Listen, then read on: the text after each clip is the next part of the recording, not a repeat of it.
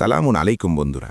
বর্তমান সময়ে মিলাদ মাহফিলের সবচেয়ে জনপ্রিয় এবং আলোচিত বিষয় হলো নারীর পর্দা। নারী জাতি খুব ভয়াবহ জাতি। এই ছেলে, তুমি ওকে চিনতে পারোনি, তোমাকে ধ্বংস করার জন্য এসেছে। আল্লাহর নবী বলছেন, মা তারাক্তবাদী ফিতনাতা নাজার আল্লাহ রিজালামিনা নিসায়ে, আমার জীবনে আমি ছাড়িনি কোনো বস্তু যেটা পুরুষের জন্য বেশি বিপজ্জনক হতে পারে নারীদের চেয়ে। কেন জানি মাহফিলের মঞ্চে নারীদের একটু বদনাম না করলে আসর যেন জমতেই চায় না। একদল বক্তা তো এমনও বলেন যে নারীরা কেবল পুরুষের ভোগের সামগ্রী বা ব্যবহারের বস্তু। কিন্তু প্রশ্ন হলো, এত মাহফিল, এত ফতোয়া আর এত তিরস্কারের ফল কি? আমরা কি দেখছি না যে নারীদের একটা বড় অংশ আরও বেশি বেপর্দা হয়ে যাচ্ছে? নাকি আল্লাহর সঠিক বিধান প্রচার না করে আমাদের নিজেদের মনগড়া কঠোরতা চাপিয়ে দেওয়ার কারণেই আজ এই পরিস্থিতির সৃষ্টি হয়েছে? বন্ধুরা, আজকে আমরা পবিত্র কোরআনের আলোকে জানব যে আসলে আল্লাহ তাআলা নারী ও পুরুষকে কতটুকু পর্দা করতে বলেছেন। নারীরা কি আসলেই কেবল পুরুষের ভোগবিলাসের বস্তু? চলুন আজ সত্যের মুখোমুখি হই। মূল আলোচনায় যাওয়ার আগে অনুরোধ থাকবে, চ্যানেলটি সাবস্ক্রাইব করে আল্লাহর সত্যবাণী সবার কাছে পৌঁছে দিতে আমাদের সহযোগিতা করুন।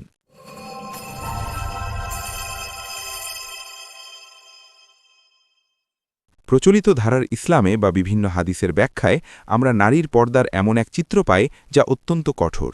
অনেক ক্ষেত্রে নারীকে মানুষের মর্যাদা থেকে নামিয়ে কেবল একটি ফিতনা বা ভয়ের বস্তু হিসেবে উপস্থাপন করা হয়।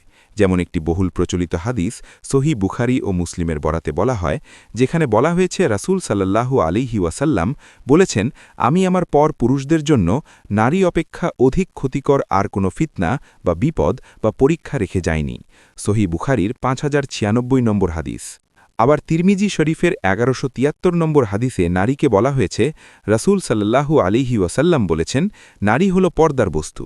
সে যখন ঘর থেকে বের হয় তখন শয়তান তার দিকে উঁকি মেরে দেখে বা তাকে সুশোভিত করে দেখায়।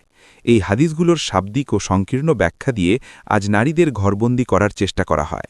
কিন্তু আমরা কি ভেবে দেখেছি, আল্লাহ যদি নারীকে নেয়ামত হিসেবে সৃষ্টি করে থাকেন, তবে তারই রাসূল কেন তাকে কেবল ক্ষতিকর, বিপদ বলবেন? এখানেই প্রশ্ন জাগে, নারী যদি আল্লাহর শ্রেষ্ঠ সৃষ্টি হয়, তাকে যদি মানুষ হিসেবে সৃষ্টি করা হয়, তবে সে কেন কেবল পুরুষের জন্য বিপদ হবে? আল্লাহ তো কোরআনে বলছেন তিনি মানুষকে সর্বোত্তম কাঠামোয় সৃষ্টি করেছেন। তবে অনেক বক্তা তো নারীদের পশু পাখি বা পণ্যের সাথে তুলনা করে বলেন, পণ্য যেমন ঢেকে রাখতে হয়, নারীও তেমন। কিন্তু মানুষ কি কখনো পণ্য হতে পারে? আমরা নারীদের পর্দার কথা বললেও ভুলেই যায় যে পবিত্র কোরআনে আল্লাহ যখন পর্দার বিধান দিলেন তখন আগে পুরুষদের শাসন করেছেন। সূরা নূরের 30 নম্বর আয়াতে আল্লাহ বলছেন, মুমিন পুরুষদের বলো তারা যেন তাদের দৃষ্টি সংযত রাখে এবং তাদের লজ্জাস্থানের হিফাজত করে। অর্থাৎ পর্দা শুরু হয় পুরুষের চোখের পাতা থেকে। অথচ আমাদের সমাজে পুরুষরা যত্রতত্র তাকিয়ে বেড়াবে আর নারীকে দোষারোপ করা হবে, এটি কোরআনের শিক্ষা নয়। পুরুষ যদি তার দৃষ্টি নিয়ন্ত্রণ না করে, তবে নারীর কোনো পোশাকই তাকে নিরাপত্তা দিতে পারবে না। এর পরের আয়াতেই অর্থাৎ সূরা নূরের 31 নং আয়াতে আল্লাহ নারীদের পর্দার কথা বলেছেন।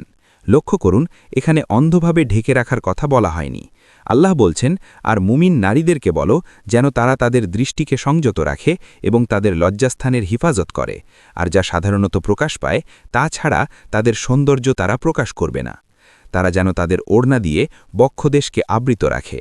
অর্থাৎ এখানে আল্লাহ নারীদেরকে তাদের বুকে অতিরিক্ত কাপড় দিতে বলেছেন, কারণ আমরা জানি নারীদের লজ্জাস্থান মূলত পুরুষের অধিক, আর যা সাধারণত প্রকাশ পায় বলতে হাতের কবজি, পায়ের পাতা ও মুখমণ্ডল ইত্যাদি। এমনকি বিজ্ঞ আলেমদের মতে এবং কোরআনের শব্দচয়নে যা সাধারণত প্রকাশ পায় বলতে মানুষের মুখমণ্ডল এবং হাতের কবজি পর্যন্ত অংশকে বোঝানো হয়েছে। কোরআন নারীকে সমাজ থেকে বিচ্ছিন্ন হতে বলেনি, তাকে শালীন হতে বলেছে। আল্লাহ বলছেন তারা যেন তাদের বক্ষদেশ মাথার কাপড় দিয়ে আবৃত রাখে, অর্থাৎ শালীনতা বজায় রাখাই মূল উদ্দেশ্য। যারা বলেন নারী কেবল ভোগের বস্তু, তাদের জন্য কোরআনের একটি বৈপ্লবিক আয়াত হল সূরা বাকারা আয়াত 187। আল্লাহ বলছেন, তারা তোমাদের পোশাক এবং তোমরা পুরুষরা তাদের পোশাক। পোশাক যেমন মানুষের শরীরকে রক্ষা করে, সৌন্দর্য বাড়ায় এবং সম্মান দেয়, তেমনি নারী এবং পুরুষ একে অপরের পরিপূরক। কেউ কারো ভোগের সামগ্রী নয়, বরং একে অপরের সম্মান ও মর্যাদার অংশীদার। নারীকে ভোগের বস্তু বলা কোরআনের এই দর্শনের সম্পূর্ণ বিরোধী। অনেকে সূরা আহজাবের 53 নম্বর আয়াত ব্যবহার করে সব নারীকে আড়ালে রাখতে চান, যেখানে পর্দার আড়াল থেকে কথা বলার কথা আছে। কিন্তু মনে রাখতে হবে সেই আয়াতটি ছিল বিশেষভাবে রাসূল সাল্লাল্লাহু আলাইহি ওয়াসাল্লামের স্ত্রীদের জন্য, অর্থাৎ উম্মাহাতুল মুমিনিনদের জন্য, যাদের মর্যাদা অন্য সাধারণ নারীদের মতো নয়। সাধারণ মুমিন নারীদের জন্য আল্লাহ সূরা আহজাবের ৫৯ নম্বর আয়াতে বলেছেন, হে নবী, আপনি আপনার স্ত্রীদের, কন্যাদের ও মুমিনদের নারীদের বলুন তারা যেন তাদের চাদরের কিয়দংশ নিজেদের উপর টেনে দেয়, এতে তাদের চেনা সহজ হবে, ফলে তাদের উত্ত্যক্ত করা হবে না। চাদর কতটুকু টেনে রাখতে হবে তা আল্লাহ সূরা নূরেই বলে দিয়েছেন। অর্থাৎ পর্দার মূল উদ্দেশ্য ছিল নারীর নিরাপত্তা এবং পরিচয়, তাকে খাঁচায় বন্দি করা নয়, বরং এমন এক বেশভূষা দান করা যাতে সে সমাজে সসম্মানে বিচরণ করতে পারে এবং কোনো বখাটে তাকে বিরক্ত করার সাহস না পায়। ইসলামের মূল দর্শন হল নারী আল্লাহর এক অনন্য সৃষ্টি, তবে পুরুষ যেহেতু নারীর প্রতি প্রাকৃতিকভাবে দুর্বল, তাই শয়তান যেন এই দুর্বলতাকে ব্যবহার করে পুরুষকে পাপের পথে না নিয়ে যায়, আর পুরুষের কুদৃষ্টির ফলে আবার নারী যেন অবহেলিত না হয়, সেটাও আল্লাহ নিশ্চিত করেছেন। বন্ধুরা, ইসলাম সহজ, কিন্তু আমরা আমাদের মন গড়া ফতোয়া দিয়ে সেটাকে কঠিন করে ফেলেছি। কোরআনের পর্দা মানে হল পুরুষ তার দৃষ্টি সংযত রাখবে, নারী তার পোশাক ও আচরণে শালীনতা বজায় রাখবে, হাত ও মুখমণ্ডল খোলা রেখেও যা সম্ভব। ৩.